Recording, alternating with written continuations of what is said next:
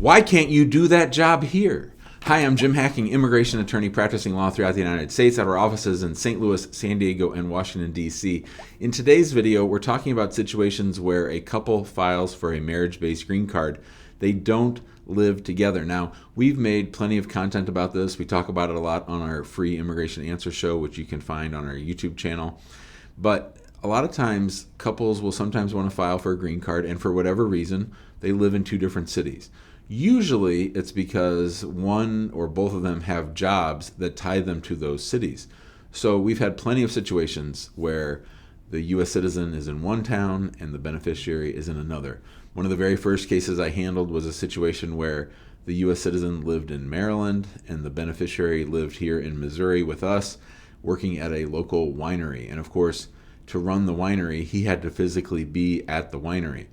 The lady had a job where she was working in schools in Maryland, so it just made sense that the two of them had to live apart. Now, we always ask in these situations, how often are you seeing each other? Can you document your efforts to see each other?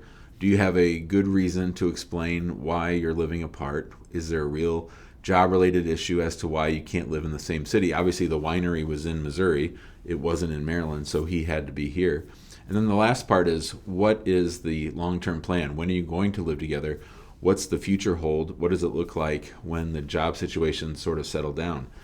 But we've been getting some feedback on that last question and on the question of why you live apart, and it sort of makes me scratch my head. And the reason for that is that a lot of the times, the beneficiary who's living apart has a job that they could be doing in the town where the petitioner lives. What do you mean? Well, let's say that instead of working at a winery, the person worked as an Uber driver, and we've had those calls. Hey, Jim, we live apart because I have to be an Uber driver in New York, not in New Jersey or not in Texas. And that doesn't really make a lot of sense. We've had people tell us that they had to live apart where most of their job is even remote. So USCIS is going to inquire and look at, is this a real reason for a couple to live together? Can this job not be done somewhere else? And I think that in those situations, you're going to have to demonstrate through documentation efforts that you've made to actually find a job in the same city.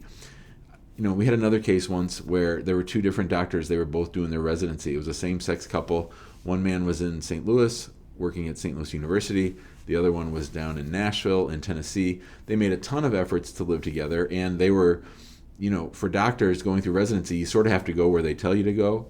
And so they had a long-term plan to be together, and they made all kinds of efforts to spend time together. But those were jobs where the job required you to be physically in one place. So if it's a job that is unique, that's tied to a physical location, I think USCIS is going to be much more willing to understand why the couple lives together. But if you're both driving for Uber, they're going to say, why can't you both be in the same town? Or if one is a school teacher in one town and has a job, has a license for that state and has a job there, they're going to understand why that person lives there. But then if the other person has a remote job, or I would say maybe a simple job, maybe like a cook or something, manual labor, they're going to say, why can't you build houses in the town where your wife lives? Or why can't you be a librarian in the town where your husband is? These kinds of things. Or, whatever the job roles are, you really have to say, are they location-based? Or is this really just some way to get someone a green card where they're not really living together because they don't want to live together? That's when USCIS is going to dig in. That's when your burden is going to be higher. That's when it's going to be harder to prove that it's a good faith marriage, that you are trying to get a green card for people that might not necessarily have a long-term future together. In those situations, I think USCIS would sit on the case for a while. They'd see if the marriage falls apart. They would ask themselves, does this really seem like a legit job-related reason to not live together?